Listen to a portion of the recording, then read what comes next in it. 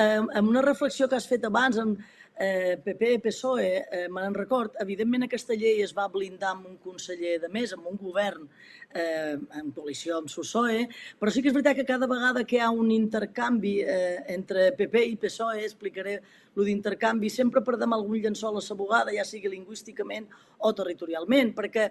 el que coneixem ara d'Estrenc és que volen ampliar la zona d'aparcaments, és a dir, coses petitetes, però amb un abast territorial, unes conseqüències terribles, ampliar serveis de platja, és a dir, anar a poc urbanitzant la platja. I llavors això, efectivament, encara que hi hagi canvis, és molt difícil d'aturar. I això me recorda, perquè clar, aquí vivim una nova època històrica de la restauració. En el fons 12, quan a poc abans de morir li va dir a la seva dona: tu cuida't de lo teu, ho va dir d'una manera molt més barroera, molt més borbònica, però tu cuida't de lo teu, que de la resta ja se n'encarreguen en Cànovas i en Sagasta, que són el PP i PSOE d'avui en dia, no ens enganyem. En aquests moments diguéssim, els fonaments que aguanta el sistema aquest de restauració i monàrquic tant el PP com el PSOE, i m'atreviria a dir que fins i tot més que el PSOE, encara que sigui a tornar-se endarrere. Jo sí que crec, som una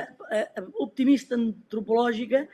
jo crec en les mobilitzacions, ho reconec, crec en les mobilitzacions perquè el manco a les illes només han rectificat i només s'han espantat quan la gent ha sortit en el carrer. Que llavors tornen a intentar-ho, sí, que una cosa es destrueix per sempre i hem vist en Estrenc que no se salva per sempre, com a les Salines també, però jo crec en les mobilitzacions. I